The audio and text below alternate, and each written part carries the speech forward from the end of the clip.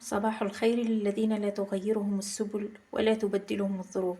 صباح الخير للقلوب المخلصة الوفية والأرواح المسالمة النقية. عندما تعطيك الحياة سببا لتيأس، أعطها ألف سببا للاستمرار. لا شيء أقوى من إرادة الإنسان على هذه الأرض. يوم جديد وفيديو جديد. اليوم حضرت فطور الصباح، فطور تونسي 100%، كامل ومتكامل، كله بنة ومنفع. إن شاء الله يعجبكم الفيديو، وإذا عجبكم أعملوا لايك فضلا وليس أمرا.